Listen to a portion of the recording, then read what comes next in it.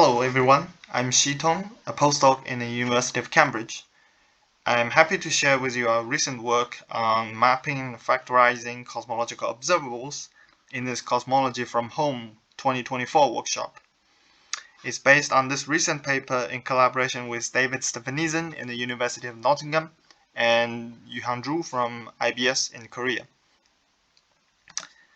One of the most fundamental questions of humanity is where are we from? For physicists, we ask more quantitatively what are the laws of nature at the beginning of time. As cosmologists, our approach to this question is to look at the so-called cosmological correlators. It is widely believed that our universe starts with a Big Bang, which is followed by an inflationary period. This exponential expansion of the universe stretches quantum fluctuations outside the horizon and prepares the initial conditions for the late-time cosmic microwave background and large-scale structures of the universe. By looking backward in time and measuring correlation functions of, for instance, C and B temperature fluctuations, we can trace the primordial correlators and the origin of the underlying model Lagrangian of inflation. For example, in the vanilla single-field inflation scenario, the inflaton couples minimally to gravity, and the two-point function of curvature perturbations tells us the inflaton rolling speed. The two-point function of the tensor perturbations tells us the Hubble scale in units of Planck mass. And the three-point functions give us consistency checks in the squeeze limit. Going beyond the minimal scenario, one can introduce the so-called EFT of inflation, in which the three-point correlator of curvature perturbations informs us the sound speed and the UV cutoff of the EFT. On top of that, if one introduces further massive fields and couple them to the observable sector, the squeeze limit of the three-point curvature correlator shows a characteristic oscillatory behavior known as the cosmological collider physics signal that probes directly the particle spectrum of inflation. Therefore, we see that cosmological correlators are powerful probes of the primordial universe. But the question is, of course, can we detect them? Now, what we do know is the curvature power spectrum at 2.1 times 10 to the minus 9th with a tilt. We do not yet know about the 2-point tensor correlator, nor the 3 or 4-point non-Gaussian correlators. However, future observations are expected to improve both the tensor power spectrum and non-Gaussianity by roughly 1 to 2 orders of magnitude. So cosmological correlators remain a promising smoking gun toward new physics. On the theory side, however, we also face the challenge of computing and understanding the structure of correlators in de Sitter or inflation. The loss of time translation symmetry in inflation implies the non-uniqueness of vacuum and therefore particle production, while interacting vertices no longer conserves energy. The exact solution of a general cosmological correlator is then necessarily complicated. They are often functions of the momenta that involves infinite series, various special functions, and even sums of them.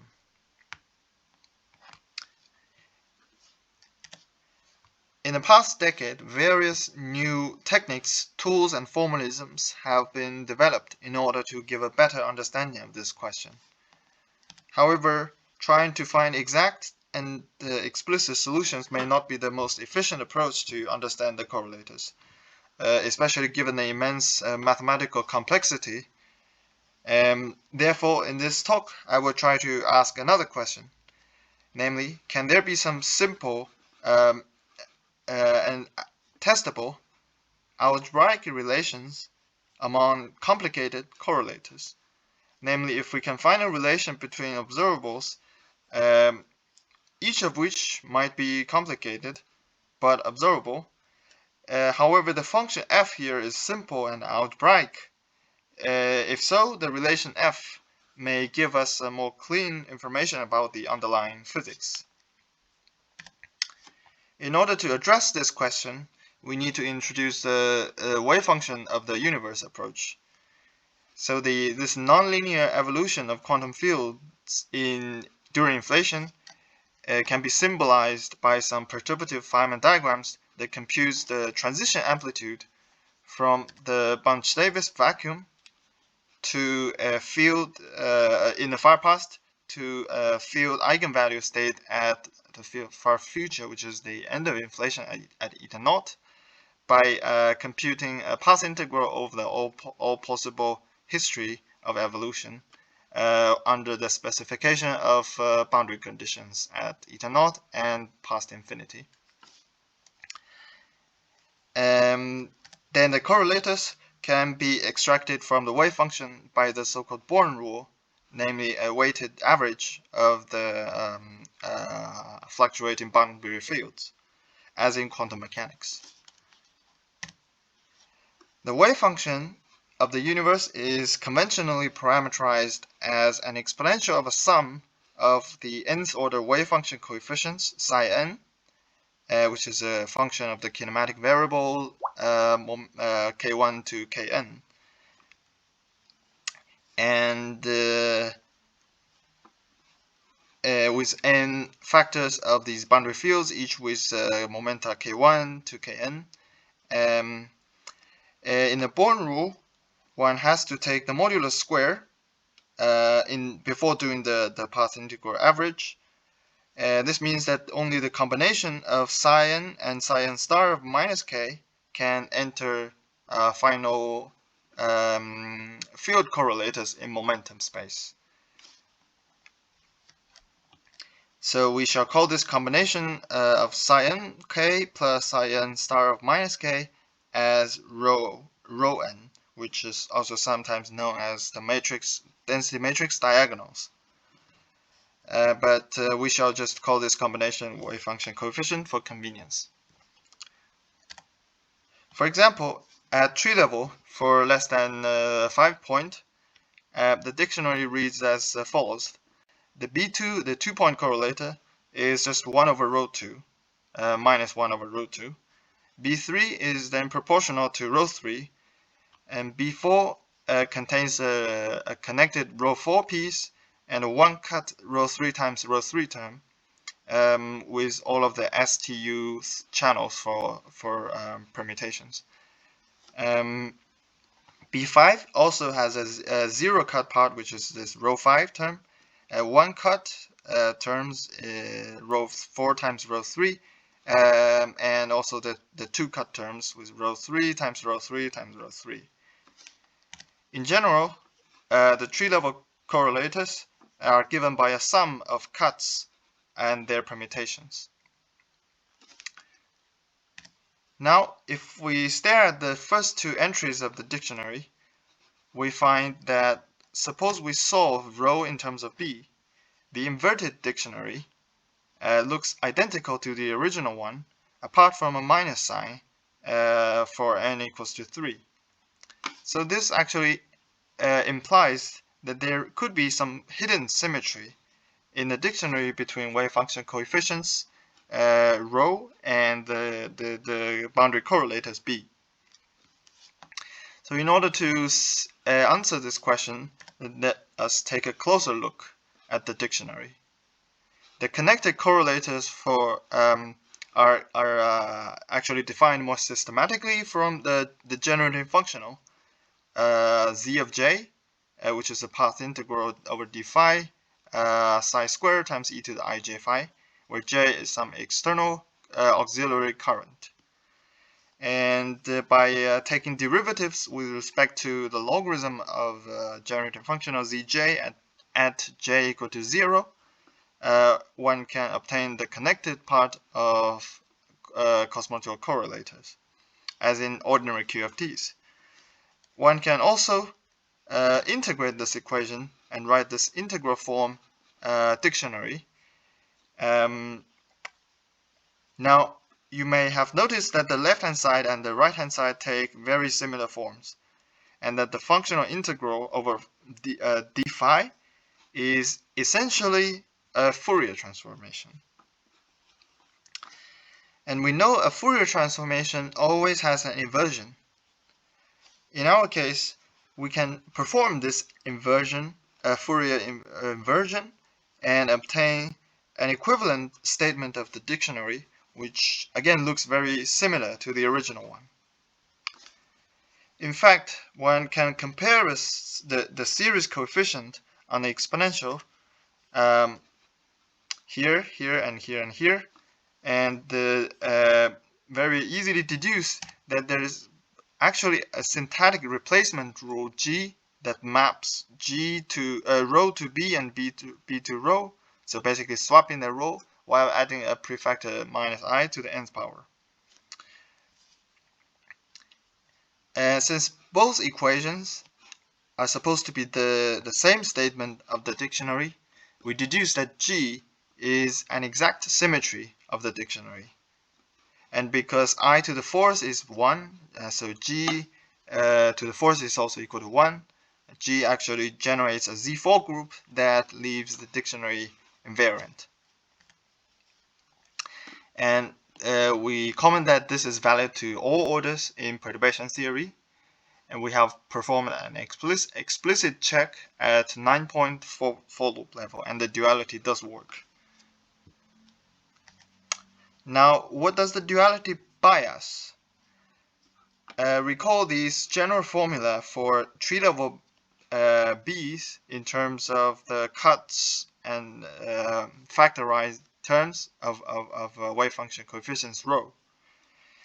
Now we can apply a duality mapping G, and this equation then turns into a reciprocal relation that gives rho in terms of B.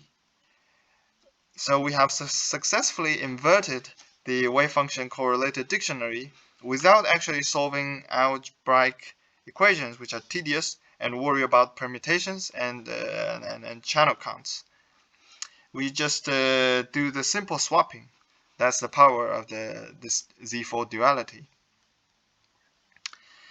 So everything up to now seems all mathematics. So the question is, where is the physics? Well, physics kicks in by imposing constraints on wave function coefficients. For instance, the requirement of unitarity, locality, causality, and symmetries, and so on, usually lead to constraints on the wave function coefficients. In this equation, f of some rho is equal to 0. Now we can use our duality to invert the wave function and correlated dictionary to rewrite this constraint as a constraint in terms of the boundary correlators directly, with presumably a simple and algebraic function f tilde here for these observable boundary correlators. As an important application, we consider the cosmological reality theorem, which we worked out in this paper last year, which is proven to all orders in perturbation theory. That is, if you assume a set of mild assumptions here, notably tree level and light fields, with scale invariance and Bounce-Davis vacuum, the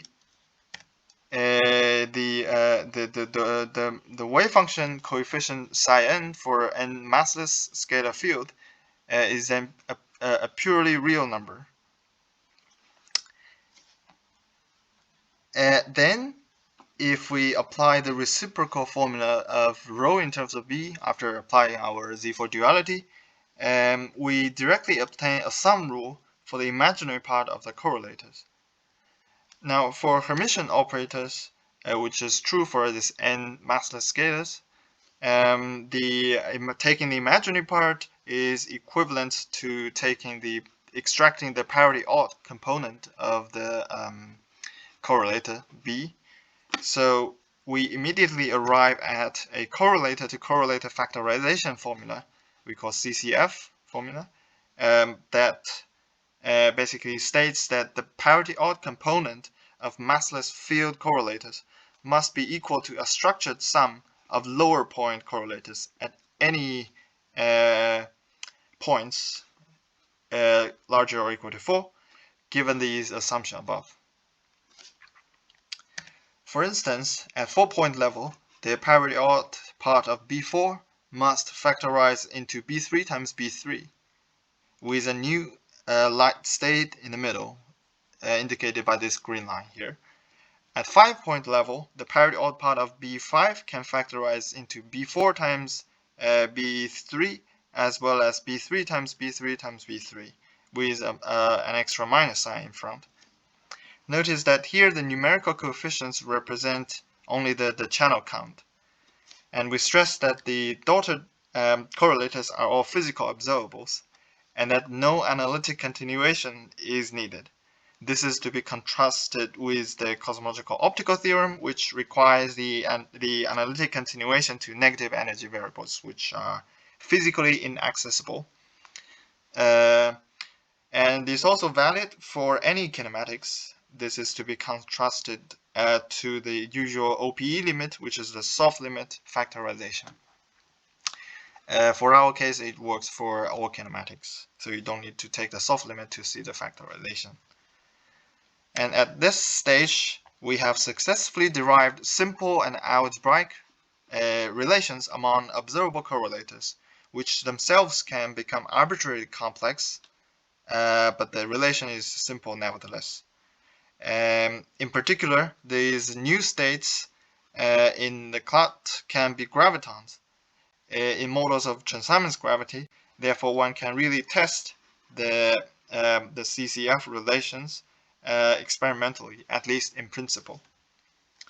So to summarize, we've learned that cosmological correlators are powerful probes of the primordial universe, but they are necessarily complicated due to the complicated physics during inflation.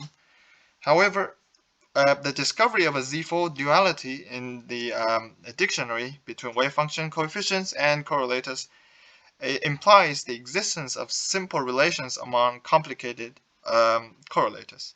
In particular, we have found a full kinematic factorization formula for parity odd correlators, which can be tested by observations in principle.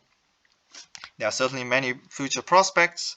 For example, there's a QFT analogy, or how do we derive it from the Schwinger-Keldysh perspective, how we build the models, and also going to loop levels. So that's it, and thank you for listening.